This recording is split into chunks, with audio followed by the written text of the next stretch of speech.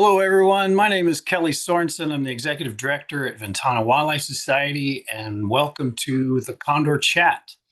We've been doing these monthly broadcasts since April 2020, and it's a wonderful opportunity to connect with all of you, share the latest news from the field.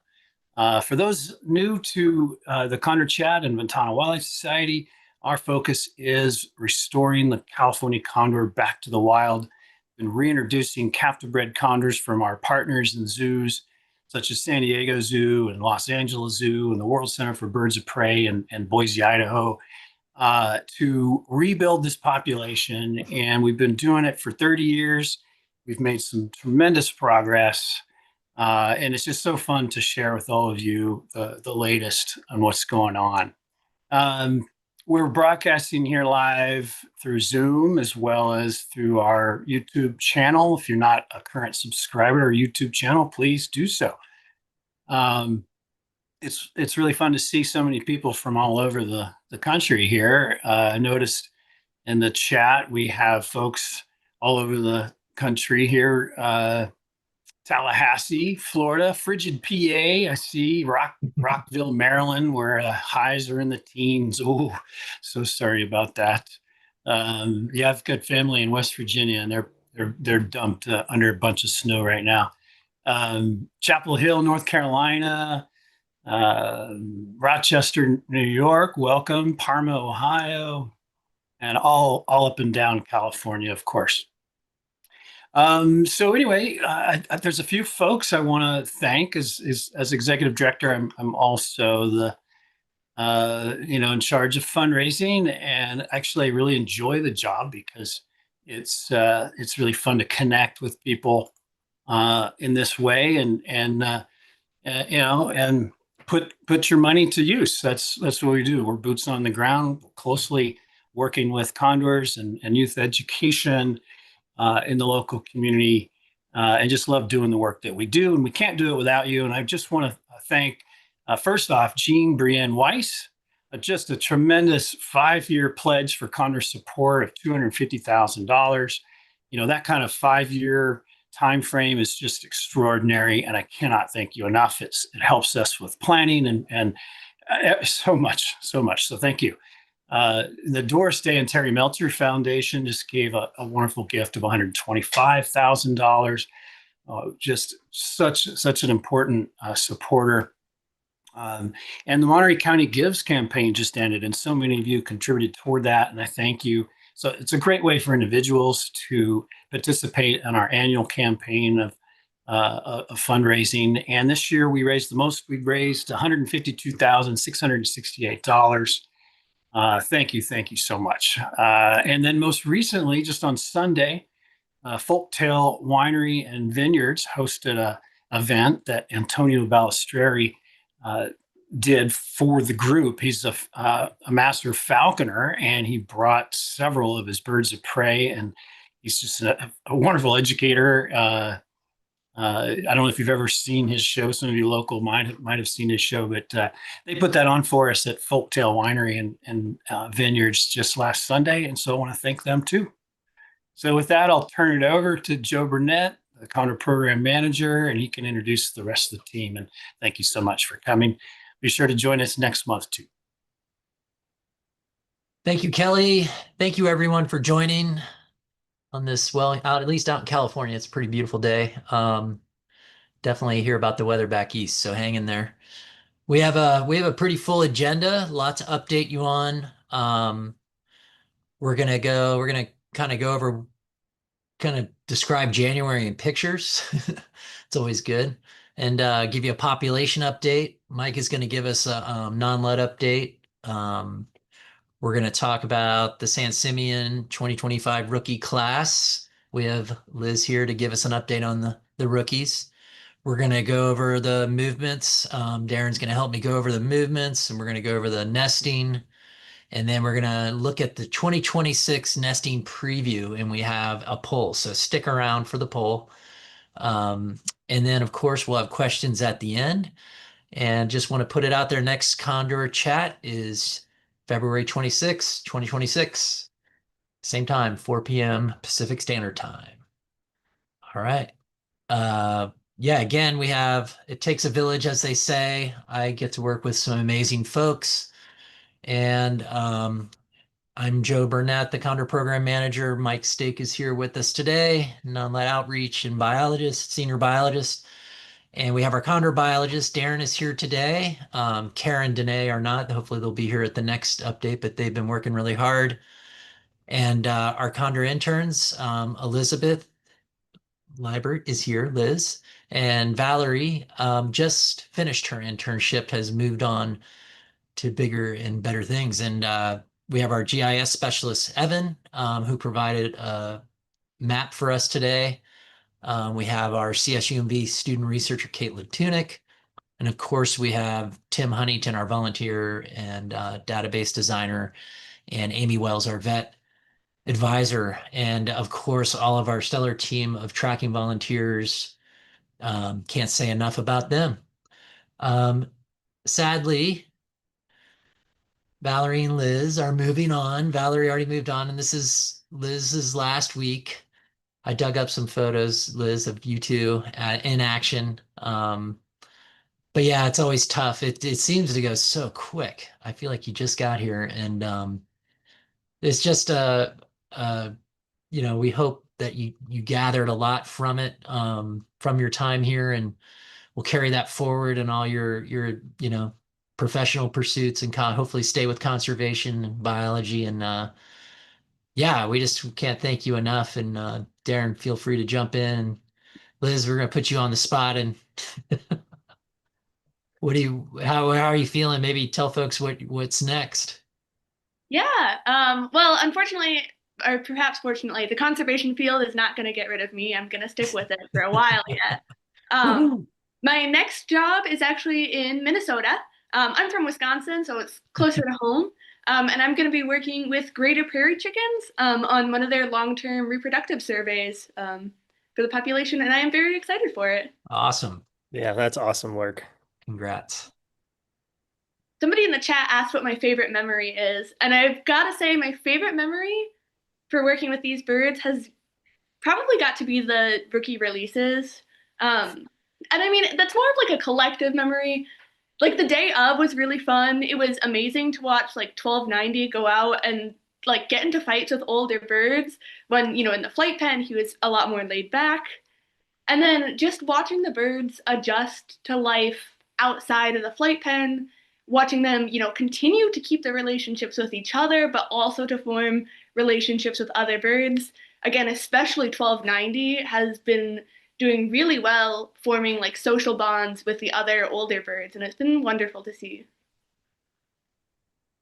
That is so awesome. Yeah, Yeah, what do you think, Darren?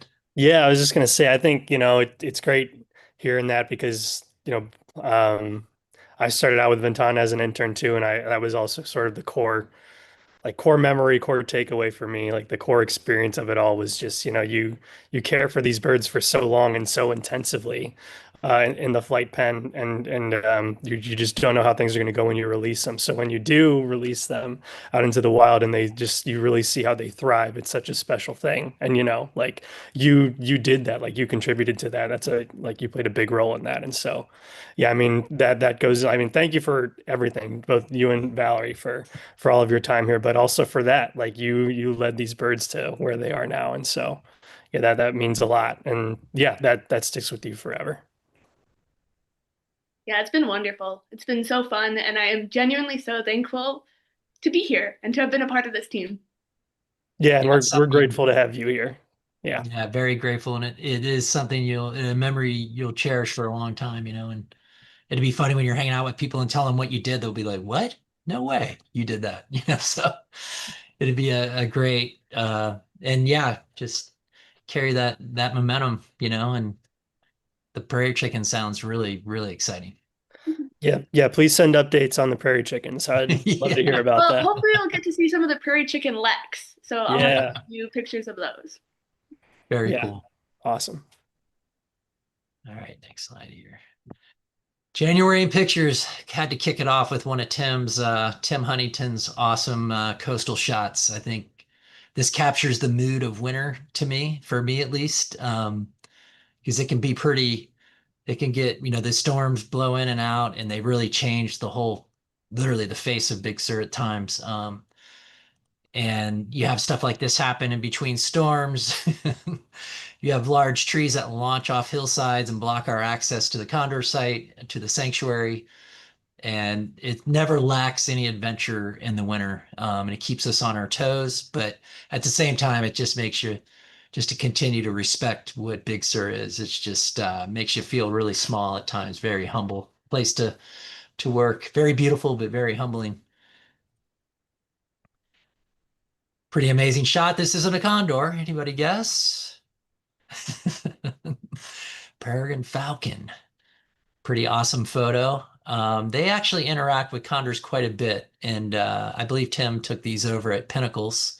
The photo on the left is a bunch of condors soaring up above one of the four awesome formations over at Pinnacles. And this is what you could see if you were out condor spotting out over at Pinnacles, hiking through the park. This is a site you could definitely see. And you could also spot a peregrine. So I don't know if you'd see one this close. Tim, I think, has a really strong lens on his camera there, but pretty amazing shot. I just had to share that one. Thank you, Tim. And I think this photo just captures it all. Condors over just doing what they do. They're so specialized and so perfect at doing is just covering the terrain so gracefully and so easily. I mean, just effortless. I hope all of you, if you haven't seen this, in person, that one day you get to see it, because it will blow you away. And just the majesty of the condor, I think it captures it really well. Other amazing shots. And again, I could have put another 50 shots at Tim took. It's hard to pick the ones because they're all so awesome, but Darren really liked the one on the right there. I like those shots too with the black background. It almost looks like it's floating in space or something, but he captures some really amazing moments. And yeah, on the left there, you got just an amazing shot. You can really see the coloration, and you can see that bird has its air sacs inflated on its cheeks while it's flying, which is pretty wild. And you can really see the white underwing patches. That's a telltale sign when you're out looking for condors, the white triangular underwing patches. And then the head coloration there, you can really see the different colors going on. You got orange, you got pink, you got red. Yeah, it's pretty amazing. All right, population. We are at 117, the highest we have ever been in Central California. Pretty amazing. So it's a great way to enter the new year, to enter 2026. In total, in 2025, we did record 8 deaths, unfortunately. Half of those have been confirmed lead poisoning. We have a couple necropsies pending, but again, lead poisoning caused, well, actually, that it's 50% now, but it could be as many as 67% of the 2025 deaths. So yeah, that's why our non-lead outreach work is so important. That work we're doing, and Mike's going to have an update on that here shortly, but that is why that work is so, so important. We do have a couple condors that are missing. 1011 Diane has been missing since May 2025. It's not looking too good for her. And then we have a bird at Pinnacles 1079. That bird's been missing almost a year. That bird will probably be declared deceased this month. So unfortunate, but sometimes we just don't ever find them. Yeah, and we wait a year before we confirm they're actually deceased. And we have some sad news. We had 2 additional deaths in December. Everyone knows Vincent, 892. He nested with 646 last year, Kodama. An amazing bird, wild hatch bird.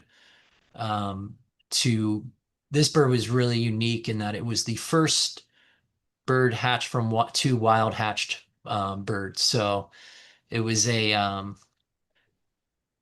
it was sad. It's super sad to see, especially these second generation wild birds like 892 move on. And again, he had just started nesting with Kodama and things were looking really good. And we found him deceased on December 18th. Not the best timing right before Christmas, not what you want to be doing, is finding a deceased condor right before Christmas. And again, this bird's necropsy is pending, but he will be dearly missed. And again, we don't know the cause of death, but it could, if it ends up being lead poisoning, just more emphasis on why we need to really focus on that. Did you want to add anything more, Darren, on Vincent? No, I mean, I think yeah, you echoed all the thoughts I've had on losing Vincent. I mean, it's just it's too often we see birds like that we lose birds kind of just coming into their prime like him. That's kind of something that's been sticking with me is yeah, him and many others before him have perished just as they were like really starting to get into breeding age, start forming pairs, getting into nesting. And so yeah, gone too soon as always. Yeah, when you're 8-year-old bird, you're just beginning. If you're going to live 50 years in the wild, you're literally barely a teenager, just coming of age. And yeah, and he had such promise. So yeah, it's heartbreaking to see these birds go. And then we lost another great bird over at Pinnacles, 330.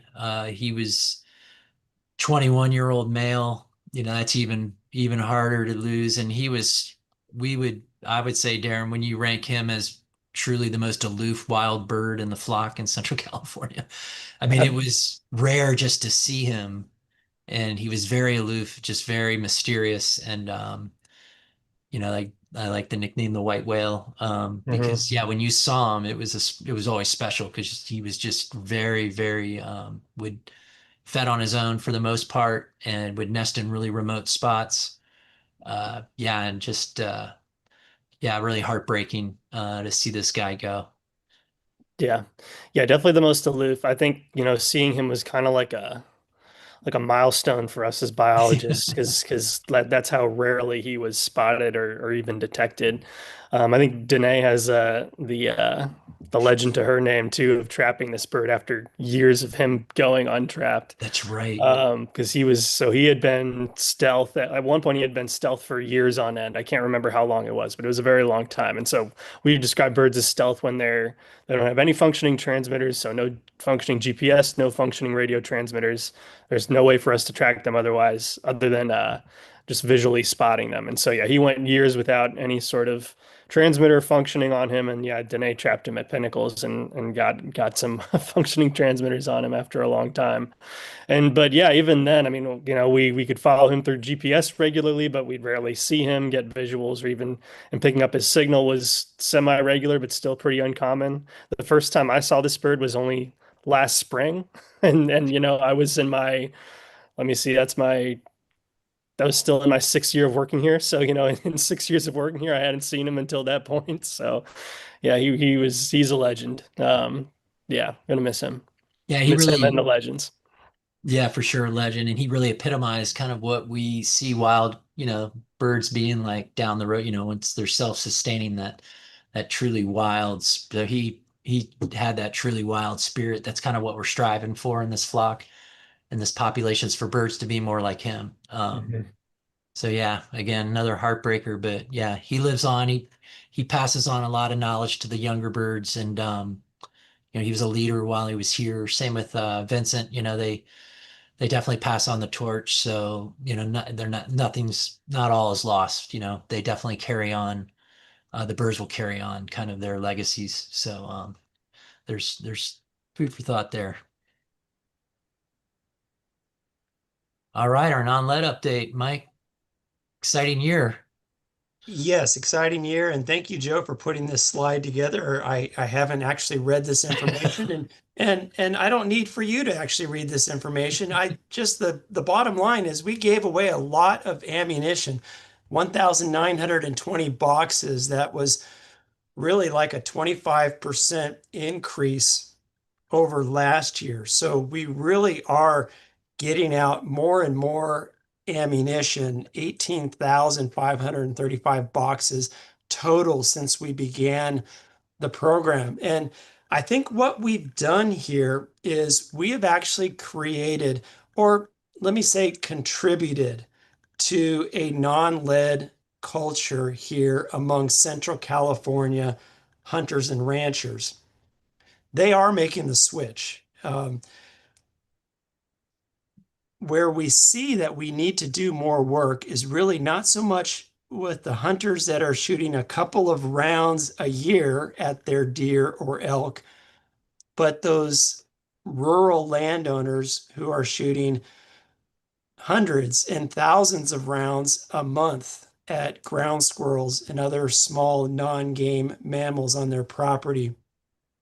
Those are the carcasses that aren't being collected by the shooter. Those are carcasses that are widely available to scavengers like condors. And so we're really working hard to try to connect ranchers with the products available either through our program or in their stores.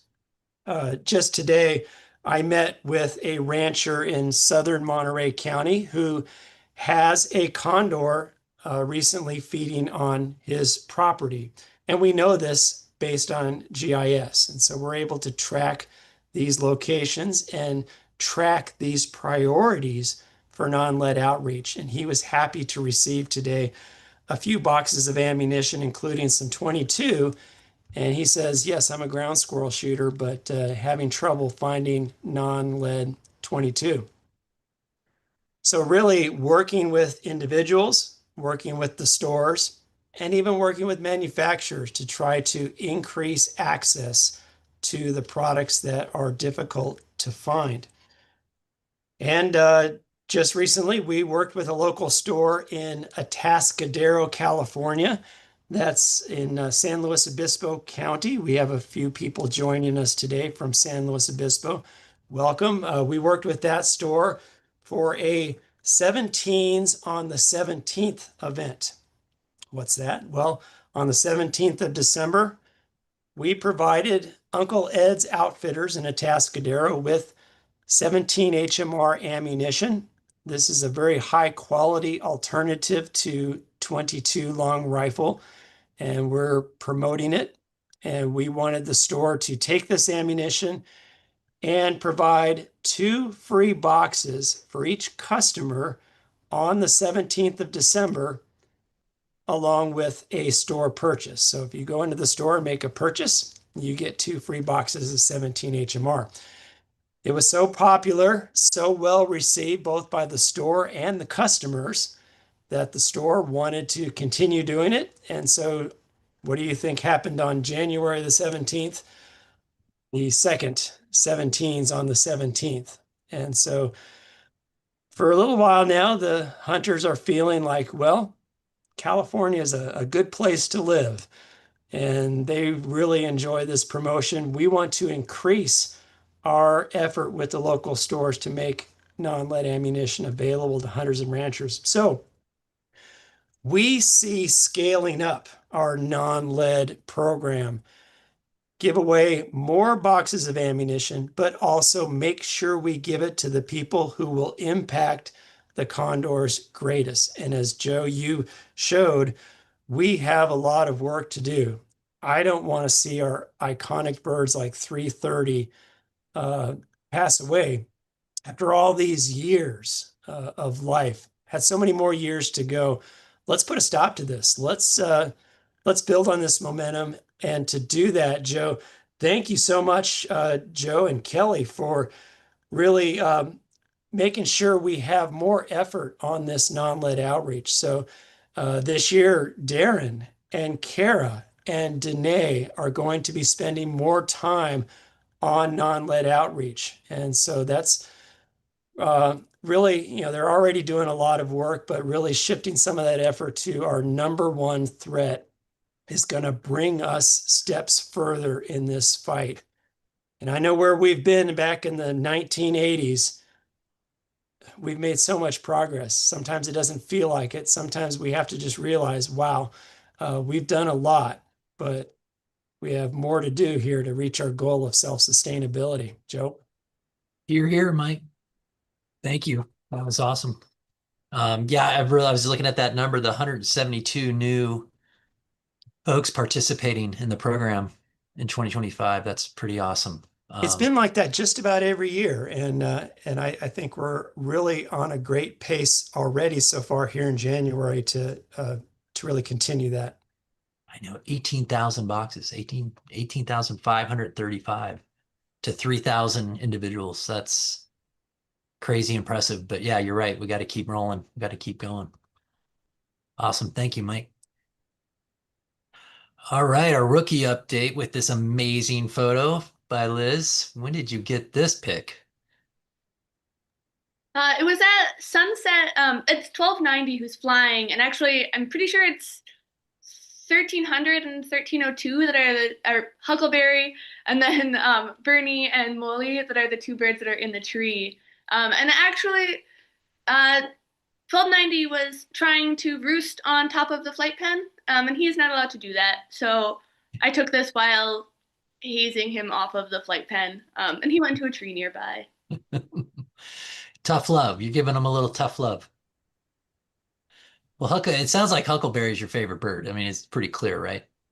Yeah, I'd say he's my favorite bird. That's awesome.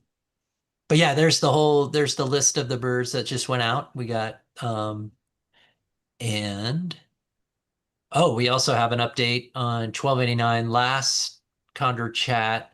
We had brought, I don't know if we had we taken? No, we hadn't, but we were concerned at the last, in December about 1289.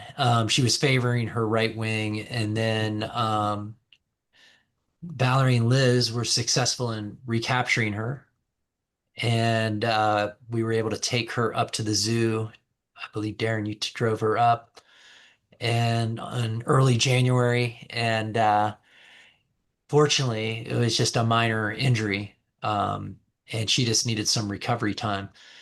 And that's really ideal. And, I think when we release birds, especially when they're just getting their feet on the ground and their wings under them, it's a great opportunity if they do hit a little stumbling block like she did to get them back in. Because again, they're so low in the hierarchy that little bit of confidence that they lose with an injury can be really detrimental. So it's important that we get them back in at this early stage, get them recuperated. Big shout out to Oakland Zoo for recovering her so well. And then ideally you get them back out like we did with 1289 with Nene. We got her out a week later, fully recovered. So that's really ideal when it works out. So, but yeah, for these young birds, really important. So big kudos to Darren and Liz and Valerie for taking that one on, because that will pay big dividend. Yeah, you got anything else to add, Darren?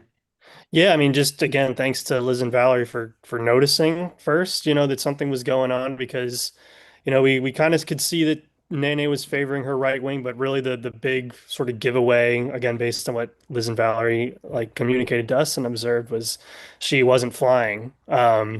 Like even Liz, as you just described, having to haze some birds into good roosting spots at times, like 1289 would just wasn't like going up into roost. She wasn't like choosing not to fly, like kind of choosing to be on the ground. And so, that was really the big tip off that something was wrong. And yeah, again, just big thanks to Liz and Valerie for being able to recapture her. And then, yeah, really it was just best for her to spend some time at Oakland Zoo to recover, because a condor on the ground is a vulnerable condor to predators and other dangers. So yeah, I'm glad yeah, just shout outs all around, Liz and Valerie for getting her, Oakland Zoo for treating her. Yeah, and now she's thriving again because of that. Yeah, how is she looking, Liz? You probably spotted her today. Yeah, she's doing great. I mean, we've seen her fly multiple times. I actually watched her fly a little bit earlier today. So her wing is definitely recovered. She has, so for the rookies, Nene is one of the more like dominant birds. Again, just for the rookies, she's not very dominant in the hierarchy overall. But well, this is actually goes back to when we were first noticing that she was injured. Nene is like always the first bird to feed. And the day that she was injured, actually nobody fed because 1289, she's usually the bird that goes in. We've been feeding in the DDT, the double door trap, to prevent the birds from trying to come down at night and feed, which puts them at risk of predation. But 1289 is the bird that goes in there first. And since she's been back, she's continued doing that. She's continued, standing her ground and making sure she's the first of the rookies to feed.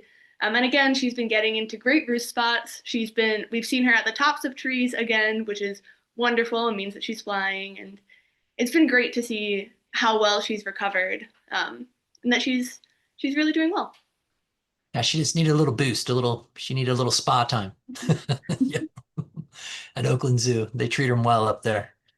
Well, great job, Liz, and Valerie too, if you're listening. But yeah, that'd go a long way for Nene.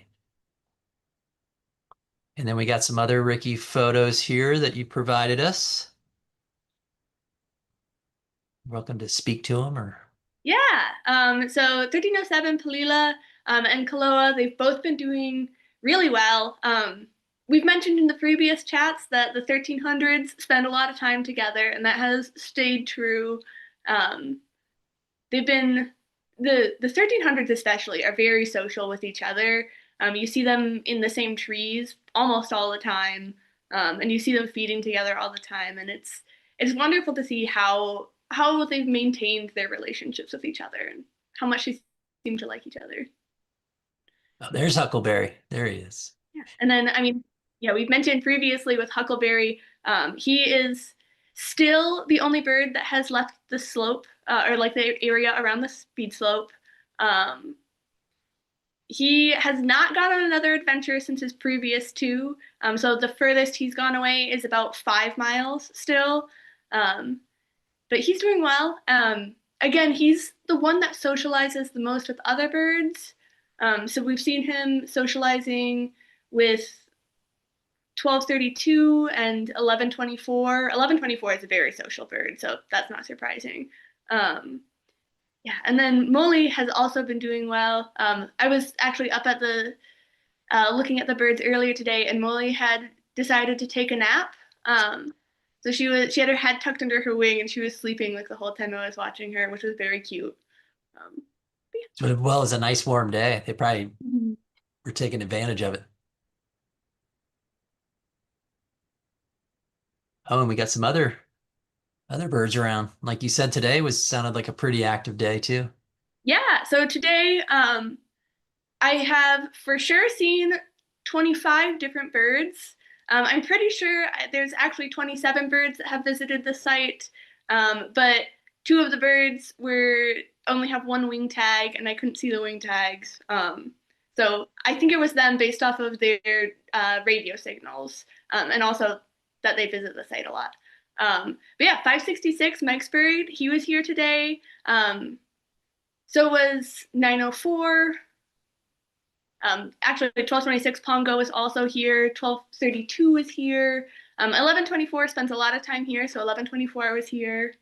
And like I said, 1124 is a very social bird and one of the birds that spends the most time with the rookies. So it's great to see that. That's awesome. Well, thanks for all that, Liz. Pretty exciting. And wow, that jumps us right into movements. I'm gonna let you tackle this one, Darren. This is one of Evan's awesome maps. There's a lot going on here. Yeah, well, yeah. Again, as always, big shout out to Evan and a huge thank you to all the work he does for us. I mean, he contributes a lot to the non-lead outreach, to how we monitor the birds through GPS, and also provides us awesome maps like this and other visuals to share with you all in our Condor chats. So, yeah, this past year we kind of noticed a pretty steady and significant expansion of the Central California flock north from their typical range. So first I'll kind of highlight the lower left corner of this map. It shows you the complete range for 2025, that kind of dashed red line. That's everywhere the condors went in the Central California flock in 2025. And within those regions, you can kind of see the different release sites between pinnacles and the ones we have in Big Sur and San Simeon. And then there's these dotted like pink regions kind of around those and within the complete range. And those that like dotted pink, those dotted pink regions represent where condors spent 95% of their time in 2025. And so where the rest of this map is highlighting that northern part, it's kind of in a black box. Um, in the bottom left corner map, there's like this black box around the northern end of the pink region that's by Pinnacles National Park. And so that's this northern expansion that we've seen of the flock. And so now shifting over to this larger map, again, the black bordered area is the 95% home range analysis, or what we call the general range for the Central California flock in 2025. The orange dots that you can see are the ones that were like mostly outside of this general range. And then there are the black dots and black clusters are GPS points from condors that were within this general range. And we saw a lot of birds spend time in this region over many months, and which isn't really something we've seen quite as much or as regularly before. So this definitely caught our eye. And just a few areas that have been highlighted here where you can see like clusters of these black points are Elephant Head and Pacheco Peak around the Pacheco Pass area, and then Henrietta Peak, which are all kind of higher elevation areas in this sort of new northern expansion of their general range. So yeah, we kind of have these new hotspots now to track for condors and check on them and just kind of see what they're doing. Again, these are new areas for us too. So we're going out when we can and trying to monitor these birds and find out what they're getting up to, the food they're getting into, and yeah, just keeping track of them.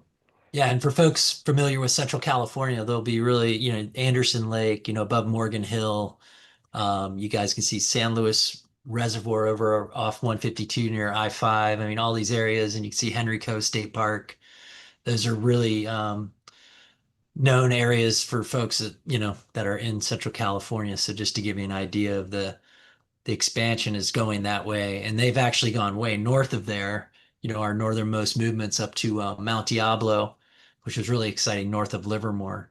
But what I think is interesting about this map is just those were kind of like a handful of birds would take off and go up. What we're seeing now is a really big push of multiple birds, not just a few. We're seeing like big groups of birds moving up and doing a lot of foraging, and there's a ton of habitat. It's beautiful, perfect condor habitat. So especially around Henrico State Park, it's just unbelievable. So that's really encouraging to see. They're following the Gavilan Range north, and yeah, we kind of expected it, but it was this would eventually start to happen. But it was interesting to see it unfold, and then to see Evan captured here on this map is pretty amazing. So yeah, there's a lot going on there, but if you kind of look over it as a general overview, you can kind of see the general pattern of that push north. And on the opposite end of that, looking south. Yeah, so this is not an Evan map, just to be clear. Yeah, this is a Darren special. This is my best attempt using Google Earth to put together a map. So Evan's going to give you a talking to, by the way, I think. Oh, yeah, it's deserved. But yeah, just recently, just the past few days, we had 3 birds that we noticed head kind of into the southern flock territory. So, we in Pinnacles National Park, we co-manage the Central California flock. Fish and Wildlife Service manages the Southern California flock. And yeah, between January 27th and today, so yeah, 2 days ago and today, condors 1021, 1089, and 1124, who Liz was just talking about seeing back up in San Simeon today. These 3 birds flew down into the Southern California flocks region, kind of in the Santa Barbara backcountry area. You can see like Santa Barbara down there at the bottom of the map. They started out in Cambria, which you can see in the upper left corner. It's kind of a little faded up there, but that's sort of the southern extent of the Central California range. And so yeah, they took a little jaunt down to the Southern California area and spend some time there. And it sounds like, based on from some information that Tim has passed along, that they were interacting with some of the Southern California flock down there, and one of the Southern California birds may be coming up north with these birds as they're returning to the Central California flock range. So we're keeping an eye out for that, and this is, this is all we've been hoping for, is seeing interactions and movements like this between the two flocks, Yeah. as we hope that they kind of unite and just become one California flock one day. So this is really exciting for us to see. We hope to see it more. And yeah, it's these young, these are young birds kind of making these movements. Like 1021 and 1089 are just getting into breeding age. 1124 is still a couple years away, but he's not really a young bird anymore either, in terms of like being a juvenile. Still a juvenile, but definitely on the older end. So yeah, this was just really exciting to see them go down in this area, hear that they've been interacting with Southern California birds, and that, yeah, they're now returning north. Yeah, that southern San Luis Obispo, around High Mountain, there's Huff's Hole, there's historic nest sites there, from the historic population that they documented condors nesting. So these birds are flying right through some of this amazing nesting habitat, and it's birds that are coming of age. I mean, that's pretty exciting that maybe they're scoping out some potential new spots. And that's kind of a gap between central and southern. This is kind of a little bit of it's not a well-traveled area between the two flocks. So pretty cool. Anytime we get movement between the two flocks, it's exciting. And for Liz, the bird that potentially is following them up is 839. So keep your eyes peeled. I think San Simeon would be the first place that bird would stop if it's coming this way. That'd be very exciting. Yeah, I'll keep an eye out. so make sure you see all the tags, because maybe that bird you saw today with the tag turned the other way. But yeah, that bird to stick out because it'd be a full adult. So pretty exciting. Yeah, thanks for slapping that one together, Darren. Not too bad. I mean, I think it's a decent map, don't you think, folks? I mean, I don't think you're going to replace Evan, but I appreciate honesty. I don't need any fluffing. Yeah, what I Good could job, man. do. This Nice is work. why we have Evan. Yeah. Nice work, man. All right, nesting, you want to jump right in, Darren? Sure. Yeah. So kind of to put a cap on 2025 nesting, we did confirm that 1381 is fledged. So all 5 of our uh, chicks, from nests for the past year, have fledged now and are now officially a part of the flocks. I'll help get us up to that 117 birds that we're at now. So yeah, we're stoked about that. Stoked that all 5 of those birds did indeed fledge, and yeah, we're stoked to follow them now. So just to kind of recap the 2025 nesting season, we had 10 nesting pairs and 10 nest attempts between us here on the coast, and then Pinnacles National Park and the nests they manage. There were 11 eggs laid, and that's because one of the trios at Pinnacles had 2 eggs in their nest at one point, neither of which hatched, but yeah, we had 11 eggs total this past year. 6 chicks hatched, only 5 of them survived, and then those 5 surviving chicks all fledged. So Which is yeah, great. Yeah. yeah, great to see. Pretty normal year for us on the Central Coast, but yeah, as we'll get in, once we get into 2026, there's a lot of potential for more of this upcoming year. So yeah, again, to kick us off with that, we already have an egg for the year. Pinnacles National Park just confirmed that one of their trios, 692, who's a male, and then 726 and 966, who are both females, they have an egg laid already. And so yeah, the egg was laid on January 19th, and so they suspect that it will hatch around March 16th. I believe they're working to get a nest entry together here soon, because with there being 2 females in this trio, this was actually the trio that had 2 eggs last year. So there is a potential that they have 2 eggs again this time for this nest. So they're going to do a nest entry to kind of investigate that, see if there are 2 eggs, and also just look at the viability of any eggs that are in that nest. So yeah, really excited about this. And this is probably going to launch us into hopefully a wave of other lays. Yes, a lot of eggs hopefully on their way. Mm. On that note, we got some preview here. Yeah. So to kind of talk everyone through the pairs that we know that we expect to nest this upcoming season. There's 9 established pairs that we're looking at, or 9 established pairs and trios that we're looking at to nest this upcoming year. So just to start on our Ventana side, the pairs that we're looking at on the coast are 470 Fuego and 962 Sato, 646 Kodama and 652 Ferdinand, with potentially Pinnacle's female 550 as well. They might be a trio. Another potential trio is 190 Redwood Queen, 650 Zenith, and Pinnacle's Managed Condor 745. And then 209 Shadow and 881 Minerva we expect to nest, as well as 758 Thunder Chief and 936 Madeline, kind of our resident San Simeon pair that we're hoping we'll see nest this year. And then on the Pinnacles side, they're monitoring 340, 913 Marie, and 889 Narcissa. It's a trio that they're expecting to nest. The trio I just talked about, 692, 726 Little Stinker, and 966 Peachy. They have they have the egg lay already. And then 589 and 569 Phoebe, and then 868 and 931 Lady Lisa are 2 other pairs they're expecting to nest. And these last 2 Pinnacles pairs have a history of nesting in consecutive years, and so this would be another consecutive year that they would be nesting. But they've been keeping it up, so we're expecting to see them nest again. Yeah, I wouldn't be surprised, right? Yeah. Yeah, me neither. That would be awesome. Yeah, so getting into one of our potential pairs or trios, it's not really clear yet, but 646 Kodama and 652 Ferdinand have been exploring and spending time in 646's territory and her nest tree that she's used before.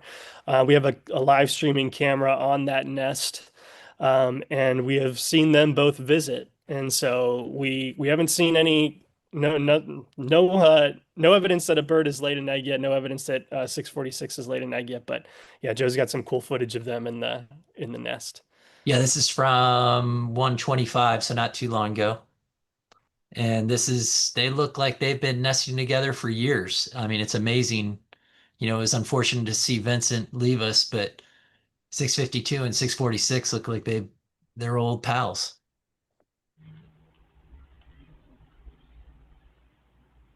So they're both nestled in the nest together, and you should be able to hear them.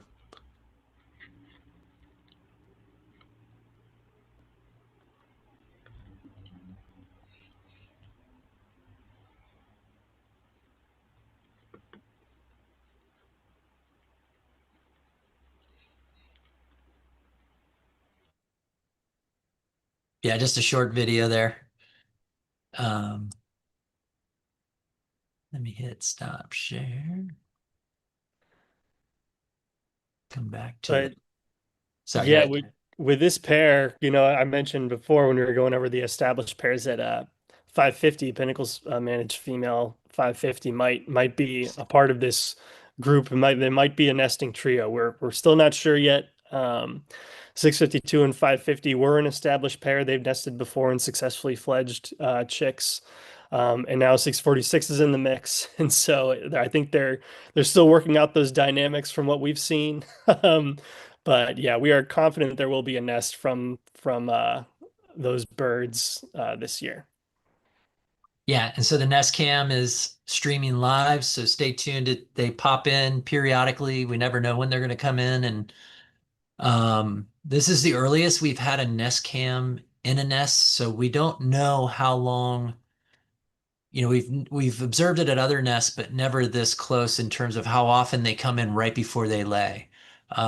It could be they just pop in and lay right away, and no sign of any frequency change or anything. They just show up and lay. So this is a really exciting opportunity, not only for us, but for other folks to watch along. And we're going to learn something new about how these females prepare to nest. It might be a lot more shotgun than we think, that they might just come in and decide to lay and that's it. So, yeah, we'll see. But so far it seems like they've been coming back, and like you saw in the footage, they look like buddies, like they've been together for a long time.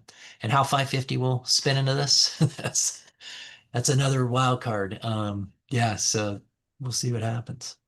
But yeah, you can check us out on the website. And of course, big shout out to explore.org, who supports all of our cams. Yeah, we're just excited because there's nothing like watching a nest cam and watching these condors do their thing. It's pretty amazing. Everyone remembers Nico, how amazing that was. So we're hoping for that same magic to unfold this year. Fingers crossed. All right, now the potential breeders. This is where it gets really wild. Yeah. So this is these are pairs or birds that are just coming into, so yeah, either birds that are just coming into breeding age or uh, potential new pairs from birds who are already breeding age. There's nine potential breeding pairs or yeah, I think these are all pairs listed here are individuals, but yeah, nine potential breeding pairs we're looking at. Um, so 665 Redwood Sun and Pinnacles Managed Condor 317. This pair looks pretty likely to nest based on what we've seen. 665 has held territory on the coast for a few years now, but has never nested. But 317 is no stranger to nesting on the Yeah. coast. So yeah, we're really keeping a close eye on them and yeah, could see more nesting, more signs of a nest from them at any day, really. And then a couple other breeding age females that we're keeping an eye on here on the coast. 1031 and Nico, of course. 1089 Little Great One, who is actually one of 646's offspring and is one of those birds that was just in Southern California. And then 1104 Otter. Those are, yeah, Iniko, Little Great One, and Otter are three females who just reached breeding age who we could see nest this year. And then again on the Pinnacle side, looks like 888 Cedric and 1042 Rachel are a new pair that could nest. 943 and 1036 Rosalie as well. 747 Boeing and 1034 also. And then two other females who are Pinnacles managed who have also just reached breeding age are 1078 and 1081, who we see on the coast quite a bit. So they might find nesting territory and mates here on the coast, but we'll see. A lot up in the air. Yes, a lot up in the air. And yeah, and for folks that watch the cam a lot, like you'll see stuff like this. You got 317 and there's, you got 665 right there. Um, but then you got 650 coming in and mounting and copulating with her. So it's not quite as solid as we think. And we know the pairs do extra pair copulations, but it's like Darren nailed it. It's up in the air for a lot of these pairs. And we still think 665 and 317 end up together, but we thought it'd be fun to do a poll this year because we don't, Pinnacles has already gotten their egg inland, and we're thinking, well, who is the first female that's going to be the one that lay an egg on the coast? So I put a little poll together, and let's see if I can find it here. Here we go. And basically, if you all want to vote on which bird you think is going to lay the first egg, and we've got some pretty legendary birds on here. So I'm going to go ahead and launch it. And so we have which female will lay the first egg on the coast? Redwood Queen. We have 317. We have 538 Miracle. 550. We have 646 Kodama. We have 881 Minerva. We have 936 Madeline. We have 962 Soto. And then, of course, Aniko, because she is now potentially able to breed. So, all right, we got a lot of people. We almost have 50% reporting. We're up to 50% reporting. Oh, we're almost to 60. Oh, it's a tight race. That's all I can tell you. I'll post the results here pretty soon, but it is really close. Oh man, it is neck and neck. All right, we're at 75% reporting. It's a close race. Darren, who are you guessing?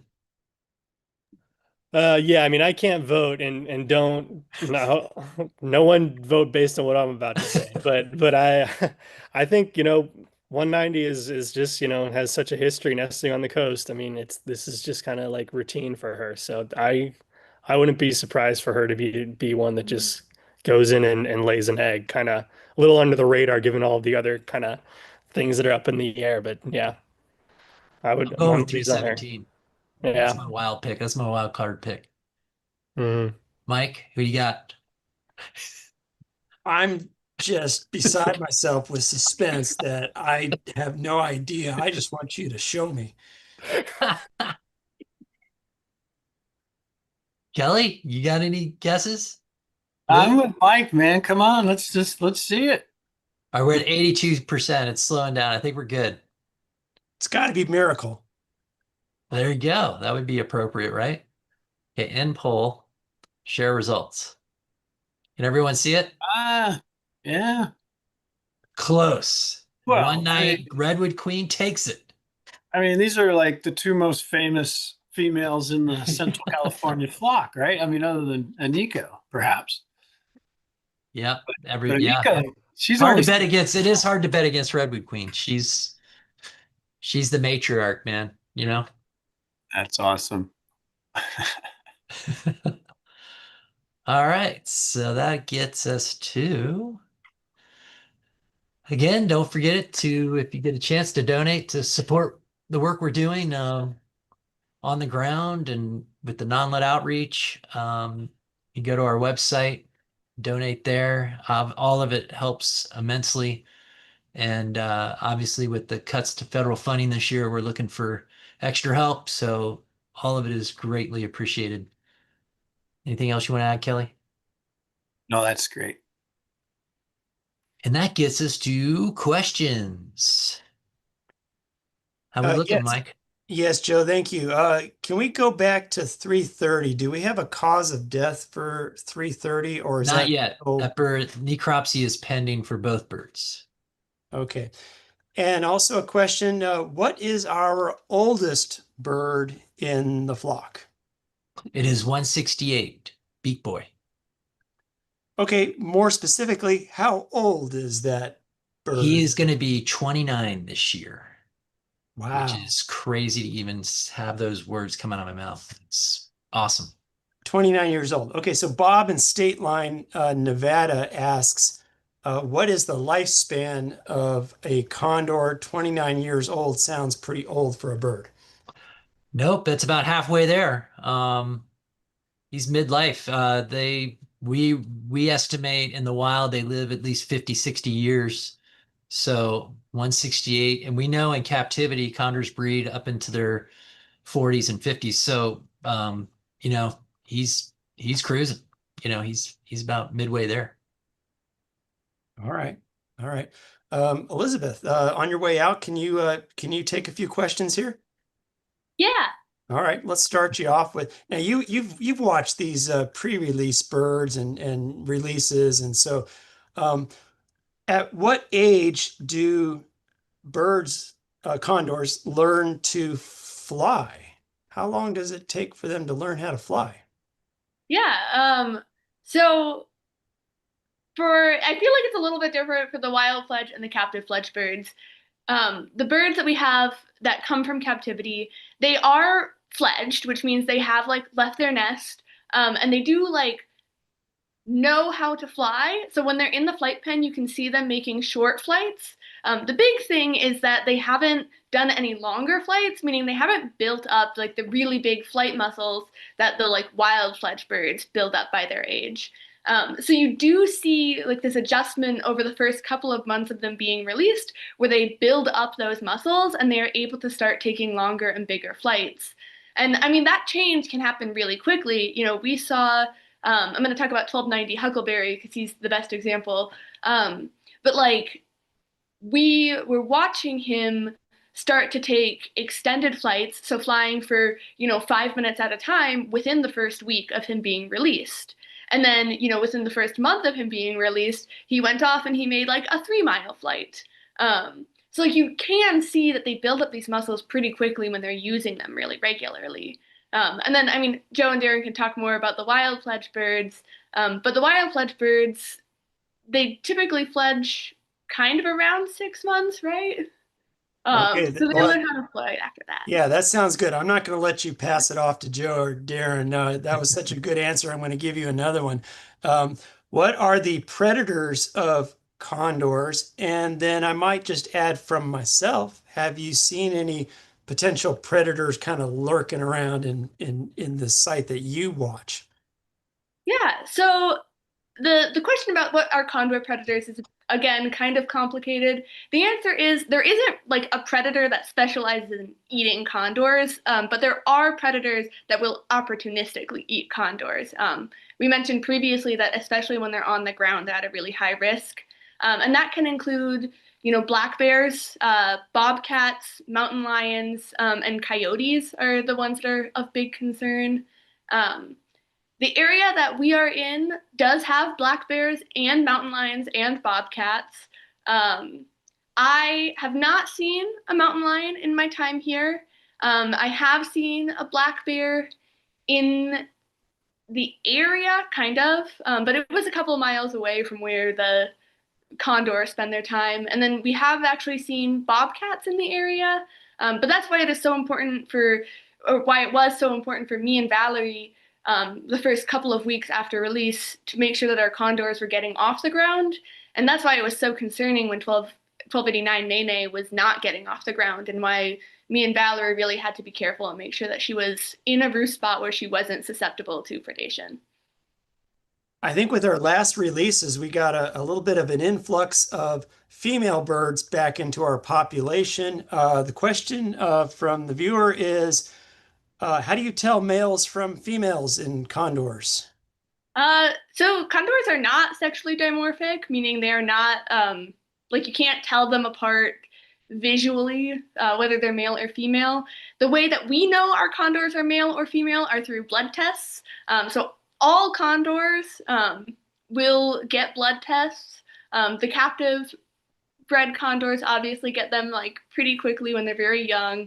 But that's another part of why it's so important to trap the wild fledged birds is again to get their like genetics and to figure out if they are male or female. But yeah, they are not sexually dimorphic. And then I've had people in the past ask me if they're like behaviorally different, and I have not seen a behavioral difference. Like males do not seem more aggressive than females in my experience. Great. And I'm going to throw it to Darren for I want you to just briefly explain what trios are. We talked a little bit about trios and a little bit of uncertainty maybe with some new to the Condor chat. What is a Condor trio? Yeah, I will.